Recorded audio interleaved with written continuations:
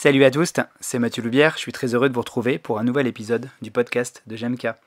Bienvenue dans la seconde partie de l'entretien avec Aurore Mambriani autour de l'éthique en kinésithérapie. Si vous n'avez pas encore écouté la première partie de notre entretien, je vous invite de ce pas à écouter l'épisode précédent. Dans cet épisode, vous trouverez quelques situations concrètes où les dilemmes moraux et l'éthique s'appliquent à notre quotidien de kinésithérapeute. Nous partageons en effet avec Aurore nos expériences communes. N'oubliez pas de nous mettre un pouce, un like ou un commentaire pour nous aider. Et surtout, abonnez-vous. 56 autres épisodes vous attendent. Je vous souhaite une très bonne écoute.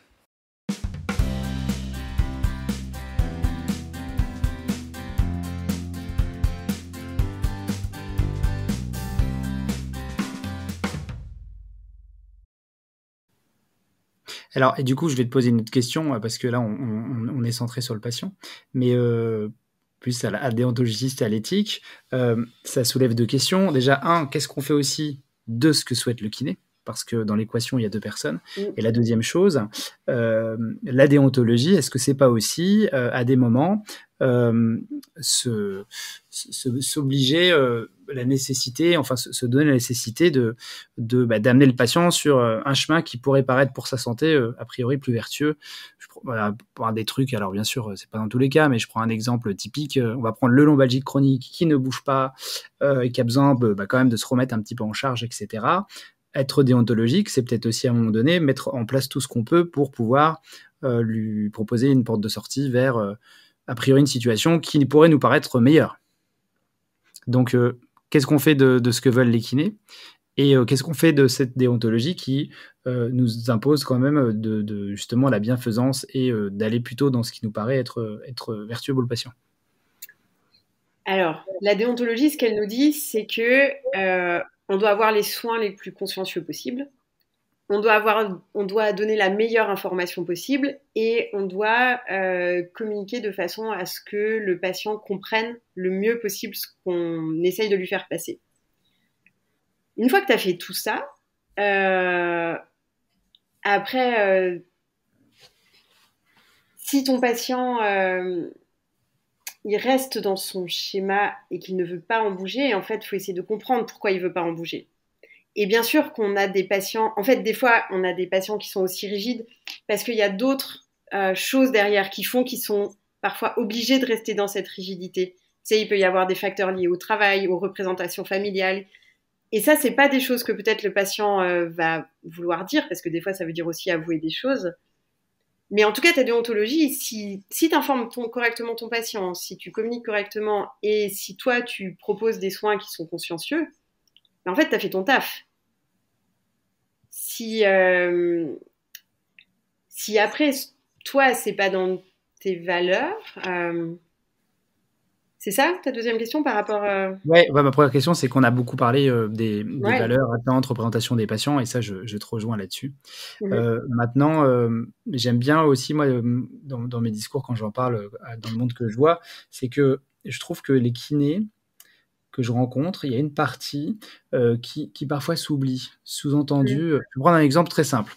Pour moi, mon parcours personnel, j'ai appris à faire des manips cervicales, des grades 5, enfin des thrusts, et en fait, je me suis rendu compte que j'aimais pas ça, que j'étais pas bien, que j'aimais pas ça, que c'était pas mon truc et tout. Et j'ai décidé de dire, en fait, merde, j'aime pas.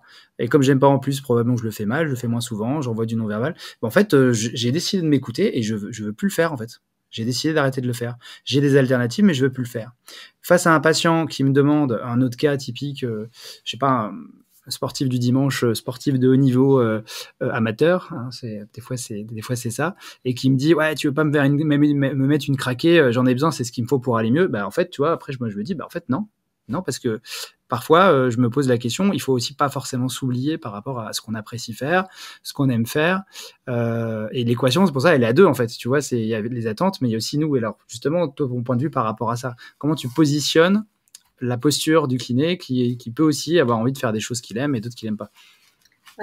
Alors, je trouve qu'il y a. Alors, là, tu induis un degré qui est différent, c'est que dans une manip, il y a une question de sécurité aussi, en fait. Et qui va un petit peu plus loin que se dire j'ai pas envie de faire un massage.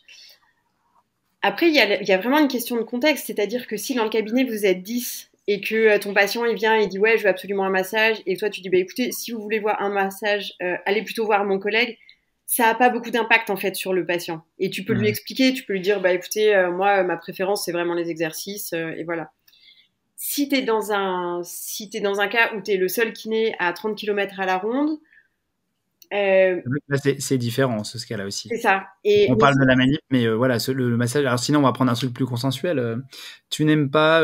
Tiens, une autre question intéressante, c'est par exemple, moi, tu vois, je fais que de la TMO, je fais pas de pédiatrie. Et plusieurs fois, je me suis pris des réflexions de patients qui me disent, ou même pas l'heure des kinés, mais la personne qui s'occupe du réseau bronchiolite, qui me dit non, tu dois prendre des enfants, tu t'es engagé, machin, et tout. J'ai dit, mais je vais pas les prendre, j'en fais jamais. J'ai pas de compétences dedans, je me sens pas pertinent, et en plus, je n'aime pas ça. Et donc, il y a cette question-là qui est de dire, est-ce que tu fais ou tu fais pas? Et ben, encore une fois, si tu as des kinés autour de toi, en fait, enfin, si tu peux réorienter assez facilement ton patient, Mhm. la question, elle se pose pas. Si tu peux pas, en fait, tu peux exposer la situation au patient. Enfin, moi, par exemple, qui était en zone très sous-dotée, j'avais pas beaucoup de choix, en fait. C'est-à-dire que Mhm. si les patients venaient pas, des fois, ils étaient obligés de faire 20 km. Enfin, si je les prenais pas, ils étaient obligés de faire 20 kilomètres. Mais en fait, tu peux expliquer à la personne que, ben, en fait, que tu te sens compétente ou pas compétente. Mhm. Et ça, c'est possible. Euh, après, c'est un gros souci. Après, il en va aussi de la sécurité du patient. Si tu dois faire une séance de kiné respiratoire à un enfant et qu'en fait, tu n'en as pas fait depuis 15 ans, si tu le fais, donc tu acceptes de prendre en charge le patient, mais en fait, tu lui fais peut-être prendre un risque aussi, parce Ah, que tu n'as pas les techniques appropriées. ce qui est sûr, c'est qu'avec moi, il prend un risque, c'est une évidence. C'est une évidence. Et donc ça, professionnellement, t'as pas le droit de faire prendre Mhm. un risque. T'as pas le droit si t'es pas au clair sur ce que tu dois faire, que tu sais pas poser le diagnostic, le bilan et tout ça. Ben en fait, Mhm. ça c'est pas un acte possible. Et ce qui est important, c'est que dans ces cas-là, en fait, il faut qu'il y ait une traçabilité de ce qui s'est passé. Mhm. C'est-à-dire que, ben, en fait, si le patient il repart pas content en disant oui, il a pas voulu me faire un massage et tout ça, ben, en fait, ce qu'il faut aussi, et ça c'est important, et dans le consentement c'est important aussi, c'est de dire bah moi j'ai fait ça pour expliquer à mon patient, je lui ai expliqué ça, ça, ça, telle était ma posture, ça a été ça sa réponse, et à la fin on en est arrivé là. Et en fait, si tu peux mettre ça par écrit, ben, en fait, ça veut dire qu'il y a eu un échange, ça veut dire qu'il y a eu de l'information, ça veut dire qu'il y a eu du temps passé, et en fait là, tu as fait ton taf aussi, en fait. Mhm. Tu vois, personne n'est tenu à l'impossible, mais en fait, si tu fais ton taf consciencieusement, euh, après, enfin, voilà, une grosse partie de notre travail, c'est quand même déjà de faire ça aussi. Et comme tu dis, ça n'arrive quand même pas souvent où on a des gros conflits avec des patients, quoi. En général, si tu as un peu de temps pour parler avec la personne, on arrive toujours plus ou moins à un terrain d'entente, je crois. Et quand bien même, ce genre de situation qui s'est produite de pouvoir. Enfin, moi, forcément, j'ai un exercice libéral, donc j'en ai vu un petit peu maintenant depuis 20 ans, et j'ai eu quelques fois, mais vraiment, c'est très peu, hein, des patients où, en fait, finalement, bah, on arrête un soin. J'étais dans une zone où il y a du monde, et très honnêtement, je dis écoutez, voilà, je n'y arrive plus. Je pense qu'on n'a pas du tout les mêmes visions de là où il faut aller. Je pense que vous serez plus à l'aise avec tel thérapeute. J'en vois, et en général, ça se passe bien. Je pense que dans la mesure où on reste courtois et qu'on peut discuter. À mon avis, c'est plutôt, enfin, ça se passe plutôt bien. Enfin, moi, j'ai jamais eu de gros pépins de patients qui m'arrivent ma voiture, qui a voulu me casser la figure, ou ça peut arriver de tomber sur des gens qui sont un peu psychotiques. Mais disons que si on reste poli, je pense que poli, courtois et qu'on est honnête. En fait, il y a une histoire d'honnêteté peut-être qui se joue là-dedans avec le fait de dire, parler en voilà, être honnête avec les gens sur ce qu'on pense, qu'on est, etc. C'est peut-être la clé aussi pour que les gens acceptent aussi qu'on peut pas ou qu'on fait différemment, etc. Mm. Je pense. Moi, je peux te raconter la seule anecdote où vraiment j'ai été en opposition avec un patient. Donc, c'est un patient que je connaissais, que j'avais déjà traité. Mhm. Et bon, des fois il venait, des fois il venait pas. Enfin, bon, il y avait eu un petit précédent, mais voilà, je gardais pas ça en tête. Et en fait, il vient, il me dit ah j'ai mal au lombaire de nouveau et tout ça. La dernière fois, vous m'avez manipulé comme ça. Et je lui dis écoutez, moi je vous ai pas manipulé parce que c'est clairement pas le tableau clinique du patient qu'il faut manipuler. Ouais. Et donc j'étais sûre de ne jamais l'avoir fait. Et en plus, moi comme je note Mhm. tout ce que je fais Ouais. pendant les séances et tout ça, je lui dis écoutez, je regarde et tout ça. Et le mec se met sur la table et il me dit mais si vous m'avez mis comme ça, vous avez fait ça, vous avez fait ça. Je lui dis, ben non, en fait. Je lui dis déjà, dans votre cas, je le ferai pas. Et en plus, ce que vous décrivez, c'est pas quelque chose que je fais. Et ça a été compliqué parce que lui était persuadé de ça, ou en tout cas, il voulait m'en persuader, je ne sais pas. Et moi, je n'ai pas bougé de ma position. Il m'a dit, mais si, mais c'est pas grave, manipulez-moi quand même. Et tout ça, je fais, non, je refuse de vous manipuler. Mais parce qu'en plus, le patient avait vraiment un discours excessif, en fait, derrière. Et que c'était assez vindicatif, un peu autoritaire, et que ça m'était pas du tout à l'aise. Oui, je vois tout à fait. Voilà. Et moi, c'est la seule fois où j'ai eu un problème de ce type-là et où je me suis dit, bah non, clairement, non seulement le cas correspond pas à une manip, mais en plus la forme là que le discours prend, enfin c'est sûr que cette personne-là, je touche pas. Et je lui ai expliqué, je lui ai dit, écoutez, je crois que je lui ai dit, écoutez, je suis d'accord avec vous, enfin ou je vous crois ou je sais pas, mais là je peux pas faire ça parce que moi j'ai pas noté ça. Enfin, et ça a été compliqué pour le patient à comprendre. D'ailleurs, je pense il est jamais revenu. Mais je me demande si j'ai pas appelé son médecin après pour lui dire, parce que le problème c'est que tu sais pas. En fait, le problème c'est que quand il y a quelque chose comme ça, tu sais pas ce qui va se passer aussi après. Mmh. Oui, Et le risque que peut aussi avoir un patient, c'est qu'en fait il aille consulter quelqu'un qui fait des manipulations et qui est peut-être pas professionnel de santé ou qui va, tu sais pas ce qu'il va lui faire. Et je crois qu'en plus ce patient il avait des antécédents de cancer. ouais, Euh, c'était un peu ah, chaud voilà, quand enfin, même. je veux dire, il y avait, tu vois, il y avait tout ce qu'il faut, quoi. Et du Ouais. coup, je crois que j'aurais préféré qu'il continue à venir et limite que je lui fasse des massages plutôt qu'il aille se faire manipuler Ouais. autre part et qu'il y ait peut-être un risque plus tard pour sa santé, en fait. Mmh. Voilà. Mais c'est ton expérience, en fait, en allant un petit peu plus loin, donc là c'est un cas extrême, mais en fait, c'est arrivé, je pense, à beaucoup de monde, moi compris, parfois, de faire une séance à une personne et de pas en être fier et d'avoir l'impression de s'être fait, comment dirais-je, pas avoir, mais bon, alors moi je suis quasiment tous les jours. Il y a des trucs, je suis pas toujours fier de moi tout le temps parce que j'ai une autonomie professionnelle sur mes journées. Je sais pas comment font les gens qui bossent 5 jours par semaine, de 8h à 19h. Moi, quand je vois que déjà j'ai enquillé 10-12 patients, j'ai le cerveau qui explose et je sais que mon système de soins, j'essaie d'être toujours égal, mais je me rends compte que des fois je suis fatigué comme n'importe qui. Et là, je parle vraiment du cas où on n'est pas fier parce qu'on s'est dit putain, je me suis fait avoir parce que j'avais pas envie de le faire. Il a fini par me convaincre qu'il fallait que je le manipule, que je le masse, que je l'étire, que je fasse ce truc.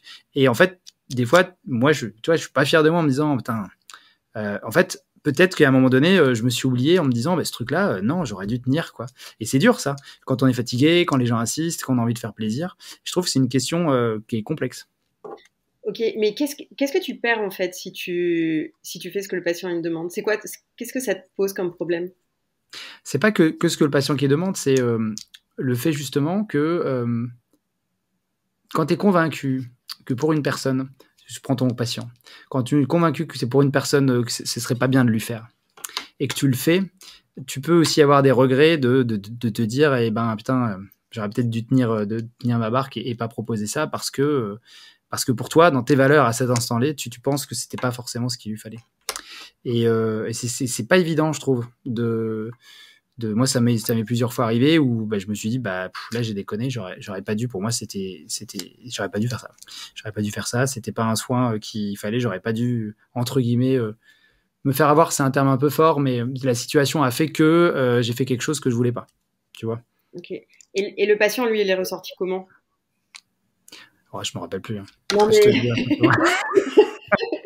non, mais parce que ce que j'entends, c'est que toi, de ton côté, tu as fait un compromis qui t'a coûté cher, c'est ça? Oui, enfin, je pense que je parle pas que de moi, hein, je parle aussi des situations des fois de terrain où j'en suis beaucoup Ok. avec les collègues, où tu as des discours où tu discutes et puis les gens te disent ah là je suis pas fier de moi parce que j'étais fatigué et donc j'ai lâché sur ça. Ouais. J'ai lâché Alors, sur ça, tu je vois. crois qu'il faut. Alors, du coup, je vais partir sur un autre terrain, mais je crois qu'il faut être. Euh,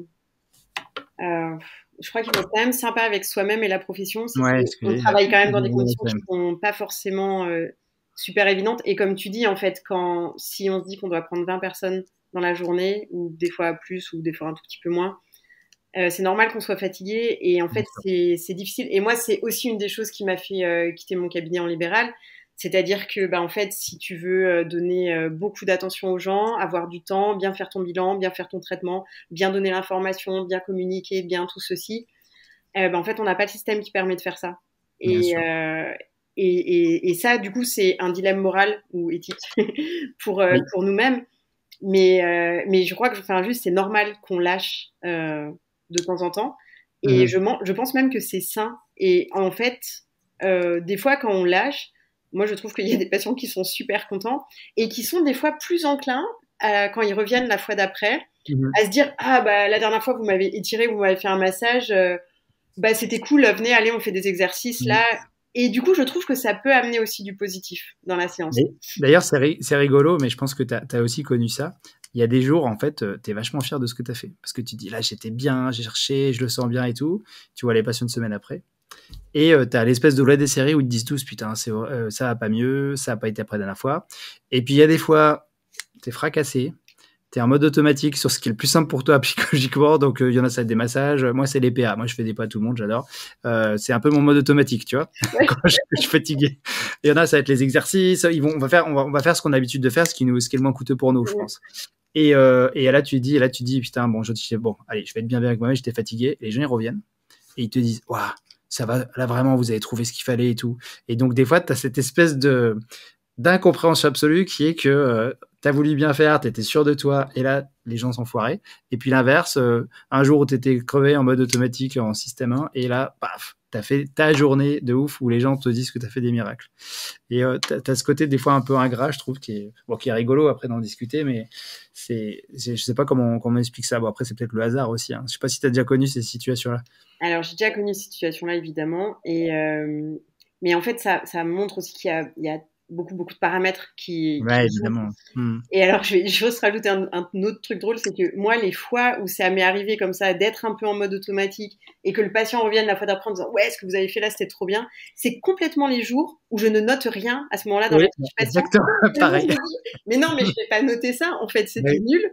Et en fait, et là, j'ai fait, ok, qu'est-ce qu'on a fait? Qu'est-ce qu'on a fait? Et là, t'as la fameuse phrase. Et donc, sur ce que je vous ai fait, à votre avis, qu'est-ce qui vous a le plus soulagé? Et Ah bah oui. t'espères que on Ah va bah se là, rappeler. c'est l'apprentissage des pirouettes et des rebondissements et C'est ouais, ouais, ça. mais c'est drôle et c'est riche et c'est sûr que c'est intéressant. Et des fois, enfin, moi j'aime bien poser cette question-là en disant ah mais qu'est-ce que vous pensez que ça vous a fait ou qu'est-ce qui vous a le plus plu et tout ça parce que souvent t'es étonné. Enfin, parfois tu peux être étonné et justement ça te donne accès à la vision du patient sur ce que pour lui est le soin et où des fois c'est pas ta vision à toi et où tu te dis ok finalement pour lui c'est ça qui a été intéressant, c'est ça qui a été pertinent et ça donne en fait des voies d'accès mais enfin voilà les traitements fatigués ou les erreurs qu'on fait c'est des voies d'accès en fait tout est une voie d'accès pour accéder Hmm. au système de représentation du patient. Et c'est ça qui est important, c'est quel système de représentation il a et comment on peut comment être comment être comment on peut être un guide dans ce système-là. Et c'est ça qui est aussi difficile, c'est ne pas être dans une position dominante. C'est difficile de ne pas être dans une Hmm. situation dominante parce qu'en fait on l'est tellement en tant que soignant, Bien sûr. Hmm. tout fait dans la pratique en libéral ou en institution Hmm. pour qu'on ne soit que dans des positions dominantes. Et en fait, faire l'effort de se rabaisser à hauteur du patient, c'est quelque chose qui est assez compliqué et c'est quelque chose qu'on ne nous enseigne pas et on ne se rend pas compte de tous les éléments qui font que le patient se sent encore plus en position de vulnérabilité en plus de sa position de Hmm. malade et qui fait que les patients des fois osent rien dire en fait. Hein. S'il y a autant d'affaires de mœurs et tout ça, c'est parce que Bien sûr. les gens n'osent rien dire en fait. Mais parce qu'ils sont tellement dans Hmm. une position de vulnérabilité que c'est compliqué. Mais ce que tu dis, en fait, c'est tellement juste. Je pense que nous, on peut s'en rendre compte aussi quand on se retrouve nous-mêmes dans ces postures-là. Alors, en santé, par exemple, quand tu vas avoir une spécialité qui n'est pas ta spécialité, c'est délicat. Moi, je pense dans un autre domaine où ça me l'a fait. J'ai eu besoin de solliciter un avocat. Je rentre dans le truc. Et là, je suis tombé dans un monde où chaque phrase, je ne comprends rien. Et du coup, tu te sens dans la même situation où tu as un jargon de professionnel, où lui, il déroule, hein, ça fait 25 ans qu'il est dans ce truc et tout. Et c'est exactement le même problème en disant, moi, à un moment donné, je dis, hop, hop, hop, on s'arrête, vous me réexpliquez les choses à plat, je ne comprends rien, j'ai besoin de ces informations. Mais en fait, t'es gêné parce que tu sens bien que le mec, il est pressé, qu'il faut qu'il expédie le truc, parce qu'il a d'autres clients après toi. Donc, tu veux pas être entre guillemets, le casse-couille pour être vulgaire de première. Et donc, tu te retrouves coincé dans un système. Et je trouve que ce sentiment-là, finalement, on l'a aussi dans il y en a, moi, ça me fait la même chose avec les voitures, Donc, quand j'amène le garagiste, il me raconte des trucs, je dis, écoutez, j'y comprends rien, mais ça m'intéresse pas en plus. Répare ma voiture. Répare ma voiture. Ça, tu vois, c'est un peu ça. Et je trouve qu'en fait, on y est quand même dans des situations de vie. Et c'est vrai que cette transposition, c'est dur de la faire après quand nous, on est de l'autre côté. Ouais. Alors là, il y a encore un degré différent qui est la maladie où les personnes sont sont plus elles-mêmes, c'est-à-dire qu'elles sont en dehors d'eux-mêmes parce qu'elles sont dominées par une maladie qui les empêche en général de faire pas mal de choses. Ils sont déjà diminués par la maladie, plus diminués par la posture le fait d'être patient, d'être dans une demande d'aide. Donc ça, c'est ce que tu disais un petit peu. Mais en général, quand tu vas voir ton avocat, t'es pas à poil non plus, tu vois. Oui, c'est sûr. Ni ton garagiste, ou alors tu fais des choses particulières avec ton garagiste. Mais il y a plein de choses, il y a plein de situations un petit peu comme ça. Voilà. Et alors, justement, c'est quoi pour toi les défis éthiques pour les kinés, justement, les gros défis éthiques que tu vois ou les questions emblématiques de pratique? Eh bien, alors, par rapport à d'autres professions, on a quand même, il n'y a pas de gros sujets médicaux, tu vois, on n'a pas affaire aux questions sur les débuts de la vie, sur la fin de la vie, sur le don d'organes, des choses comme ça, face à la mort, on est quand même pas trop là-dedans, tu vois, on n'a pas de décision à prendre sur des gros traitements lourds. Et du coup, je me permets de citer le CCNE, qui est le Conseil consultatif national d'éthique, qui sort des dossiers thématiques. Donc, il y en a un sur l'autonomie, le consentement, sur les soins en gynécologie qui est sorti il y a 2 ans. C'est des dossiers qui sont hyper intéressants à lire et hyper instructifs. Il y en a beaucoup en bioéthique, en fait, sur tout ce qui mêle l'éthique et la technologie, sur l'avancée des technologies. Donc, sur le génome humain, sur l'intelligence artificielle, enfin, il y a sur les transplantations d'organes et tout ça. Enfin, s'il y en a que ça intéresse, c'est vraiment des dossiers avec plein de références à aller voir, c'est vraiment intéressant. Mais nous, du coup, en kiné, on n'a quand même pas trop ça. Mais par contre, on a quand même beaucoup de kinés qui interviennent soit en soins palliatifs ou en soins à domicile. Et ça, c'est un peu des défis, tu vois, comme on disait tout à l'heure. Enfin, à quel moment on va à domicile ou pas? Quand tu es à domicile et que tu as un patient qui est fatigué, à quel moment tu suis la prescription du médecin ou tu décides de ne pas faire ton soin? C'est des micro-décisions comme ça de la vie clinique quotidienne qui peuvent être à chaque fois des petits mini-défis éthiques, en fait. Si tu vois 10 patients à domicile et que en fait t'en as la moitié où la personne te dit mais là je suis trop fatiguée, ou en institution, tu vois, en institution tu vas en EHPAD, bah en fait t'es obligé de suivre la prescription, ou en kiné respiratoire, enfin si t'as un patient qui dit mais arrêtez de m'appuyer sur le thorax, et puis que en fait t'as le médecin derrière qui dit si faut le faire cracher, enfin voilà, ça c'est des situations qui sont un peu des situations éthiques. Donc ça, je pense que ça c'est déjà un gros sujet, l'arrêt des soins ou la continuité des soins. Et après, si on reprend ce qu'on a vu dans le code de déonto, hein, mais le devoir d'information, enfin tout ce qui est information, communication, responsabilité face aux patients, la justification de nos techniques, le consentement, tout ça, c'est de l'éthique, et c'est des petites choses qui sont tout le temps dans notre pratique quotidienne, mais qu'on ne voit pas parce qu'on nous les a pas nommées comme ça non plus. On nous a jamais dit, bah là il y a une décision à prendre, là il y a des questions à se poser ou pas. Et tu parles du droit à l'information, excuse-moi, je te coupe, Ouais. ça me fait penser à une question qui revient, où j'en discute souvent avec les étudiants de ça. Il y a certains kinés qui me disent, qui me répondent, oui, mais c'est pas à moi de poser le diagnostic, c'est pas dans mes compétences. Mais des fois, le patient, il a des questions précises sur les délais, tout ça. Comment tu te situes par rapport à ça?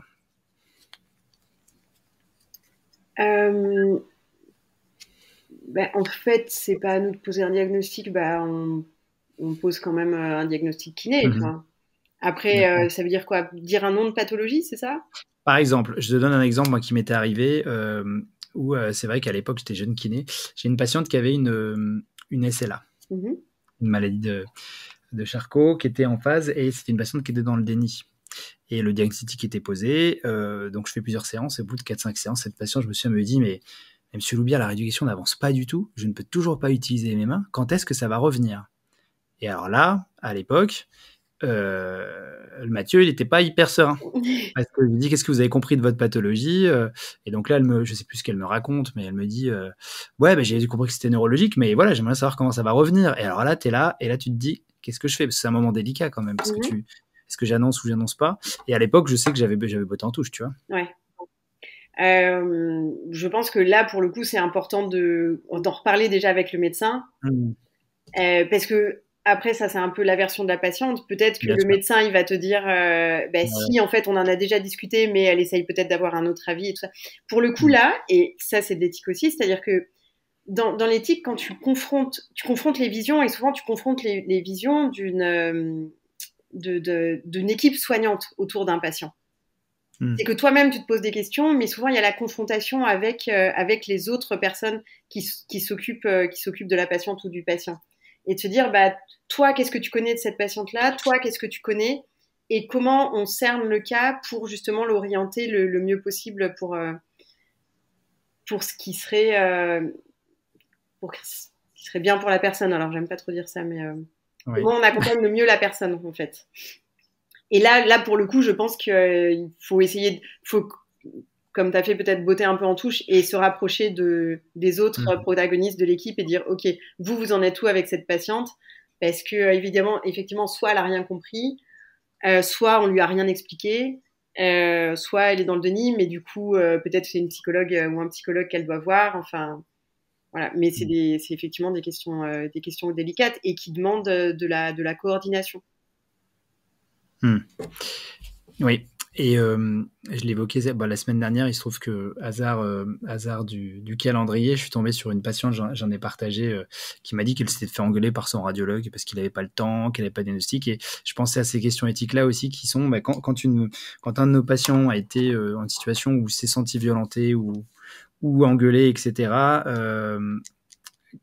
que dit le code de déontologie par rapport à ça, sur ce qu'on doit faire? Si notre patient est suivi par une autre personne et on se dit qu'il y a soit une prise de risque, soit une situation de maltraitance, Mhm.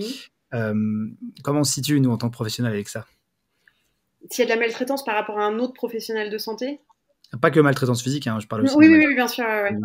Ouais, ouais. Alors, je ne sais pas ce que dit le code de déontologie parce que je n'ai pas relu la partie de, de la posture qu'on doit avoir envers les autres professionnels de santé. Et je ne sais pas si c'est quelque chose qui est dans le code de déontologie, tu vois, quelque chose comme ça. Donc là, par rapport à la déontologie, je ne peux pas te répondre, je ne sais Hmm. pas. Euh, Par contre, je peux te répondre par rapport à ma posture personnelle. Hmm. Eh bien, je veux bien. Du Ok. coup. Alors moi, clairement, maintenant, si j'ai un patient qui a été maltraité ou qui, pour moi, a reçu une mauvaise communication et tout ça, euh, alors j'essaye déjà de m'assurer que ce que la patiente ou le patient dit peut sembler vrai et pas un truc monté et tout ça. Donc c'est pas jamais possible de s'assurer à 100%, mais en tout cas j'essaye de tester un peu le truc. Et en fait je leur dis écoutez, c'est pas normal. C'est pas normal que quelqu'un vous ait parlé comme ça.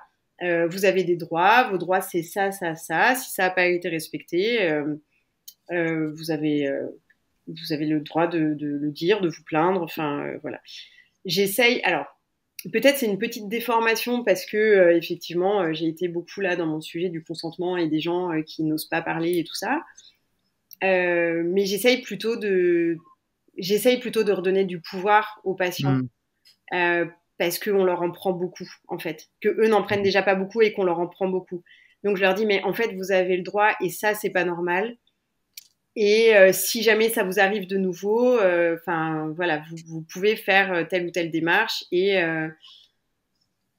il y a des moyens de recours et tout ça. Ça arrive pas souvent, c'est plutôt des micro-situations en fait. Ça Oui. m'arrive pas souvent qu'il y ait des gens qui se fassent engueuler et tout ça. Mais par exemple, je sais qu'à un moment, il y avait un rhumato qui travaillait dans la ville à côté et où il était imbuvable en fait. Il parlait mal à tous les patients. Donc si j'avais un patient qui arrivait et qui me disait ah il m'a vraiment mal parlé, genre il m'a fait pleurer et tout ça, je lui disais mais en fait c'est pas normal. Enfin là j'étais pratiquement sûre de Hmm. l'information. Ouais. Donc je lui disais non c'est pas normal, il a pas le droit, c'est pas dans ses devoirs. Vous avez le droit d'exiger telle ou telle chose et tout ça. Hmm. Et j'essaye ouais, de redonner un petit peu de pouvoir aux gens, enfin aux patients et aux patientes. Il y a un côté rassurant pour eux d'entendre ça aussi. Mm. Pour le coup, cette dame-là, effectivement, je lui ai, évidemment, j'ai essayé d'être le plus empathique possible et de dire que c'était pas normal, qu'elle avait le droit à des recours. Et ce qui est dingue, c'est qu'il y avait un système organisé autour de ce médecin-là, c'est-à-dire qu'en sortant, elle tirait une tête voilà, il l'a pas fait pleurer, mais il l'a traumatisé, quoi. Et la secrétaire lui fait en partant, ah bah il y doit être mal luné aujourd'hui, mais vous inquiétez pas, vous allez passer au-dessus. Et je lui dis, bah En fait, non, on va pas passer au-dessus. En fait, vous avez le droit de vous battre, en parler, en discuter. Si vous le souhaitez, et vous pouvez aller plus loin. Parce qu'elle me dit, vous comprenez, depuis 3 jours, je ne dors pas de la nuit, j'ai l'impression d'avoir été... le terme violé est trop fort, mais faut m'excuser, je suis fatigué. Mais ouais, j'ai été violenté dans mes principes de vie, quoi. Et à juste titre, comme tu dis, je crois que première chose, j'en avais discuté dans un podcast autour des violences faites aux femmes. Justement, avec ce premier truc qui est de dire je vous crois, la personne n'avait pas le droit, et si vous le souhaitez, je peux vous aider. Et je trouve que c'est intéressant d'abord de donner une ratification de c'est pas normal en fait, et il faut pas, et si vous le souhaitez, il faut pas laisser les choses comme ça. Ouais. Et alors c'est vrai que si vous le souhaitez, je peux vous aider. C'est vrai que moi je le propose. En fait, moi ça m'est arrivé plusieurs fois de faire des courriers aux chirurgiens ou aux médecins et tout ça, en disant bah écoutez, vous avez dit telle chose à la patiente. Moi, alors en l'enrobant un petit peu, mais en tout cas, moi, en connaissant ce que j'ai de cette patiente, de sa pathologie, en fait, je suis pas d'accord. Je pense que la patiente essaye d'exprimer ça. Et je l'ai fait plusieurs fois. Et j'ai notamment une patiente qui m'a remercié des milliards de fois. C'était une personne qui avait des électrodes implantées dans la colonne. Oui. Et que personne ne voulait en kiné, donc qui a débarqué dans mon cabinet. Et en fait, qui est une patiente un peu particulière, mais qui est très sympa. Et où j'ai écrit, je crois, 2 fois à sa chirurgienne qui ne la croyait pas qu'elle avait des décharges électriques dans le dos et tout ça, et où finalement elle a été réopérée, où les électrodes ont été déplacées, et en fait il n'y avait plus aucun problème. Et là, récemment aussi, il y a une patiente où son médecin lui a refusé une prise en charge kiné pour de la kiné périnéale. Et je lui ai dit, mais pourquoi votre médecin il veut pas? En fait, c'est la collègue qui pouvait en faire. Et elle a dit, oh, il a dit que ça servait à rien et tout ça. Et donc, j'ai fait ça, en fait. Je lui ai dit, écoutez, moi, si vous voulez, je téléphone à votre médecin et je lui explique ce qu'on va faire, enfin, ce qu'on peut faire en kiné, enfin, ce que ma collègue peut faire en kiné périnéale et pourquoi on pense que ça peut être adapté à votre cas. Et en fait, c'est ça, en fait. Je lui dis, bah, moi, je suis pas d'accord. Et si vous voulez, je peux faire quelque chose. Et je pense que ça, c'est important aussi. Pas seulement de dire, ah ben non, c'est pas bien et tout ça, mais de montrer que on peut être là pour soutenir le patient quand il en a besoin. Et franchement, si c'est un patient qui, pas à dire qu'il simule et tout ça, mais qui raconte pas forcément la vérité, il va te dire non. Mais franchement, il y a quand même quelques patients où ça a eu vraiment de l'impact et que les courriers que j'ai faits ont vraiment été aidants en fait pour les patients. Bah, je pense qu'il faut oser le faire, et faut essayer. Bon, déjà, il faut prendre le temps de le faire, c'est pas toujours facile, mais en tout cas, il faut oser le faire. Et il y a beaucoup, beaucoup, beaucoup de collègues qui n'osent pas appeler les médecins, même de façon générale. Ouais. C'est pas facile, hein, forcément, d'appeler un médecin, parce qu'on est dans une situation. Alors moi, je suis très clair sur la situation. Je me dis toujours que le médecin, c'est l'expert de son domaine, mais nous, les kinésithérapeutes, nous sommes experts de la kinésithérapie, a priori. Et donc, on a autant de droits de réponse sur la kinésithérapie. De droit que de donner notre avis. Il ne faut pas hésiter à le faire, je crois. Ouais. Dernière question que je voulais poser, parce que l'heure tourne. Je me posais une question par rapport à nos biais et nos préjugés. Ouais. Les êtres humains, moi le premier, on est construit autour de préjugés, de biais. Alors, on ne va pas refaire un cours sur les vitesses de pensée, neurosciences et tout, mais en gros, l'être humain, pour sa survie, comme le dit Moukibert, heureusement qu'on a nos biais mentaux pour survivre, parce que grâce à ça, l'évolution nous a amenés jusqu'à maintenant, et Instagram. Et du coup, ma question est la suivante. C'est gratuit, ça me fait plaisir. Et ma question est la suivante. Étant donné que nous sommes construits autour des préjugés de par nos vies personnelles, ce qu'on a vécu, etc., comment on peut faire pour assurer justement des soins égalitaires à tout le monde par rapport à ça? Je ne sais pas si ma question est claire. Alors, moi, alors, comment faire pour... Si ta question, c'est comment assurer des soins égaux en essayant de réduire nos biais, c'est un peu ça ta question?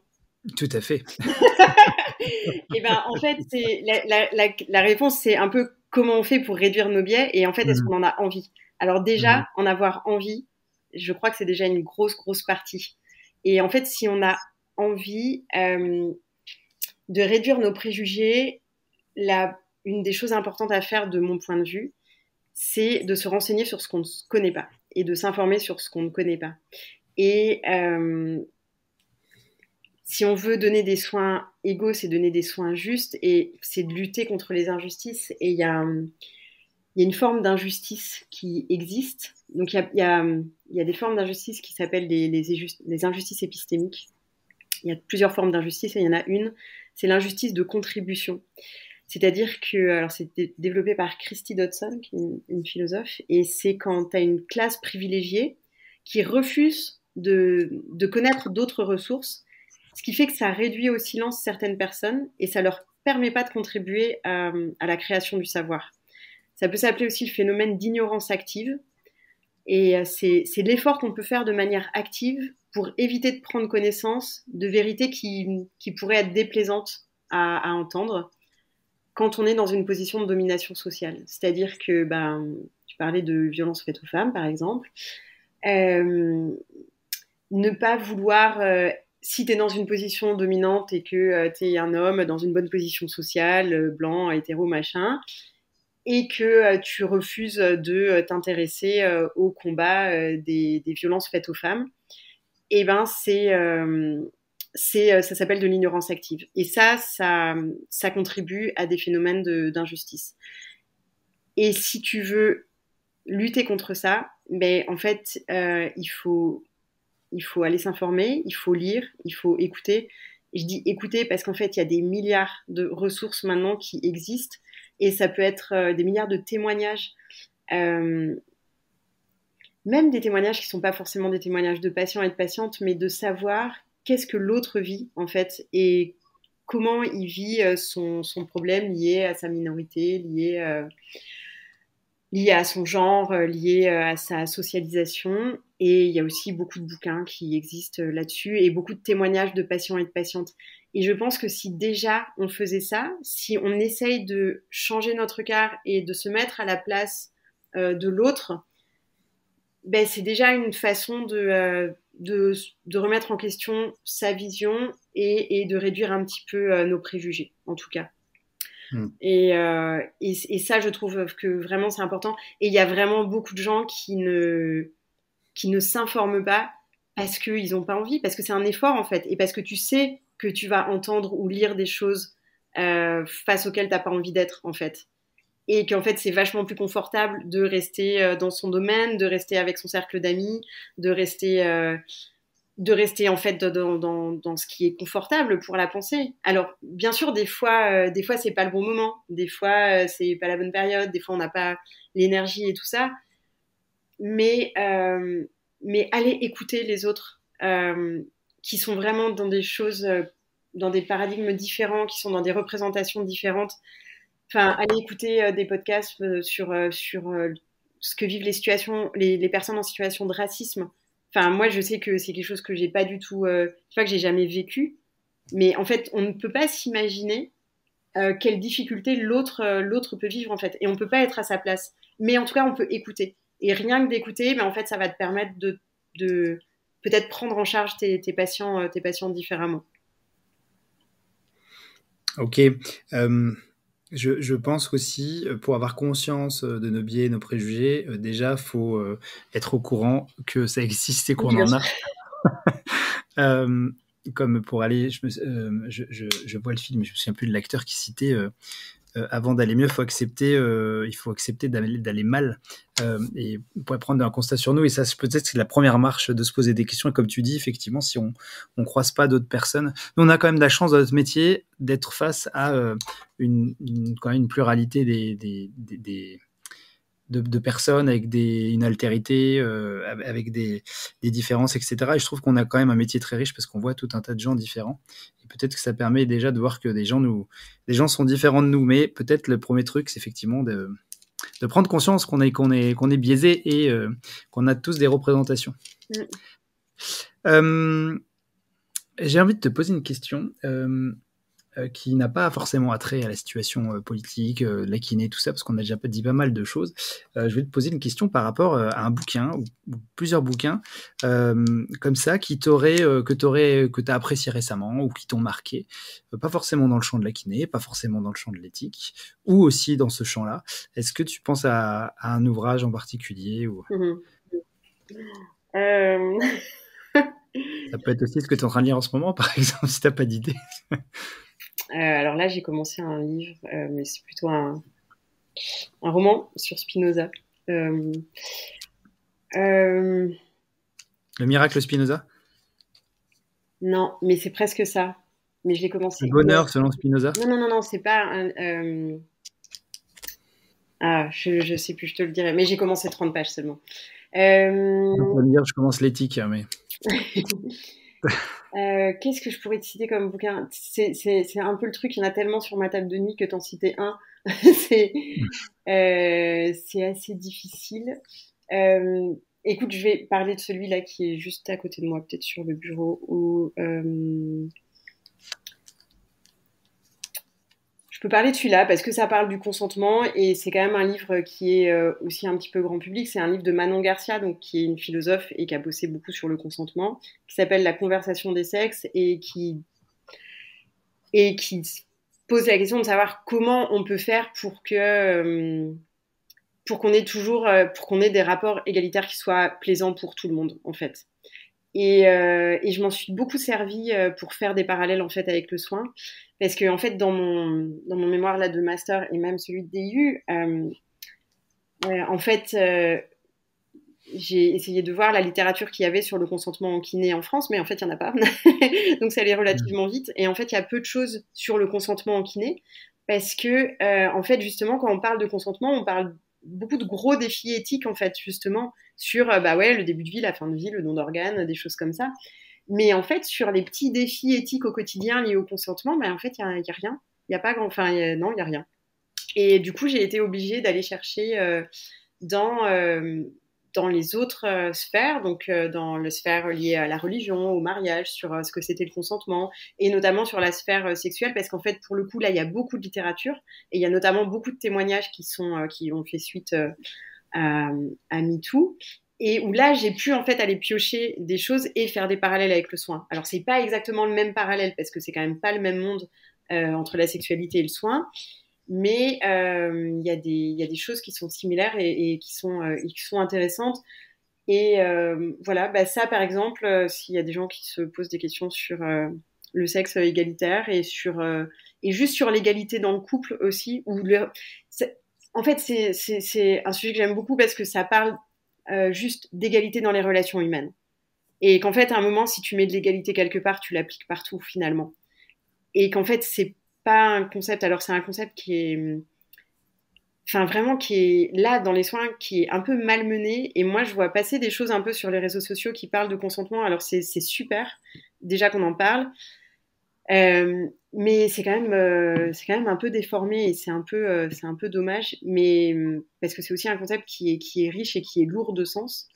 Mais en tout cas, ce livre parle d'égalité dans les relations et aborde plein de notions de philo et de sciences humaines et il est vraiment abordable et très riche. Et Manon Garcia, c'est aussi quelqu'un qu'on peut écouter en interview et que j'aime bien parce qu'elle a quand même une certaine gouaille et tout ça. Enfin, elle a beaucoup de franc-parler. Enfin, t'as l'impression que tu pourrais parler au PMU avec elle. Et voilà, elle est assez intéressante à écouter ou à lire. Donc voilà, je peux conseiller ça. C'est le plus facile là. Ok, merci beaucoup. Je vais finir en te posant deux petites questions que je pose toujours à la fin, les questions de la baguette magique. Si tu devais modifier quelque chose dans ton parcours pro, d'une part, qu'est-ce que ce serait si tu souhaites modifier quelque chose, et pour la profession en général. Ok. Alors pour mon parcours professionnel, en tant que kiné, je crois qu'il n'y aurait pas beaucoup de choses que je changerais. Il y a une ou deux formations que j'ai faites et où vraiment je regrette parce que j'ai perdu mon temps et j'ai perdu mon argent.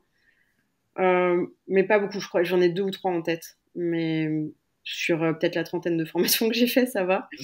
Un de mes grands questionnements de ma vie professionnelle, c'est de savoir ce que je serais devenue si certains profs que j'ai croisés au collège et au lycée m'avaient encouragée et m'avaient fait confiance plutôt que de me rabaisser et de me dissuader de faire les études que j'avais envie de faire. Mhm. Et parce que j'ai pas été là où je voulais aller. Et en fait, c'est quelque chose que je me suis rendu compte quand j'ai commencé à être formée par les enseignants canadiens, où en fait ils ont un système de pédagogie qui est à l'opposé de tout ce que j'avais vécu jusqu'à maintenant, c'est-à-dire collège, lycée, IFMK, où en fait ils m'ont donné confiance en moi et ils m'ont permis de me dépasser.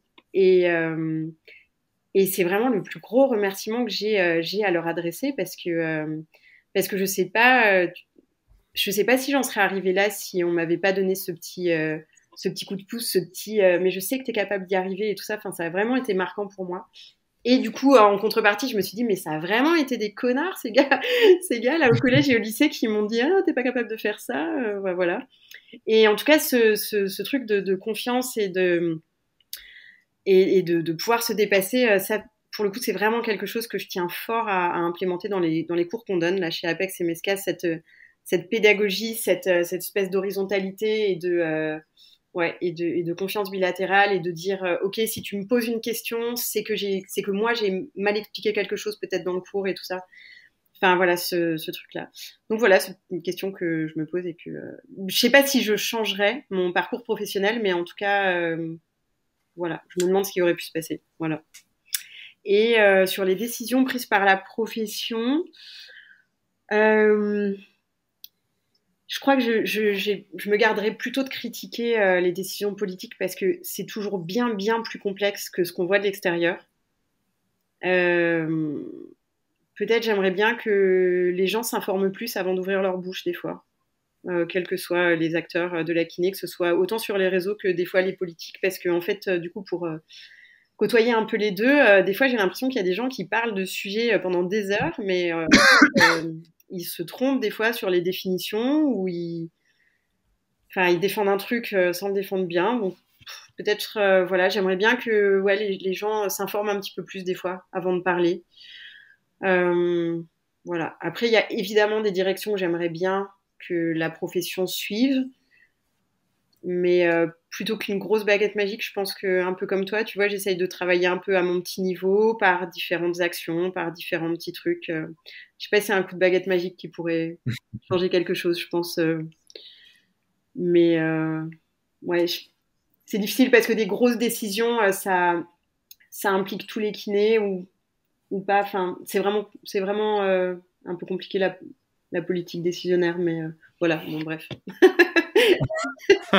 Ok. Écoute, merci beaucoup pour ce temps qu'on a passé à discuter ensemble. C'était fort intéressant. Je pense que si les gens veulent te contacter, ils peuvent te trouver facilement sur les réseaux, j'imagine. Et puis sinon, ils m'écrivent et puis je peux les mettre en relation avec toi. Comme ça, c'est plus simple. Ça évite de transférer des informations ou des adresses. Voilà. Merci beaucoup à toi, Aurore. Merci, Mathieu. Et je vous donne rendez-vous pour un prochain podcast de GMK. À très bientôt.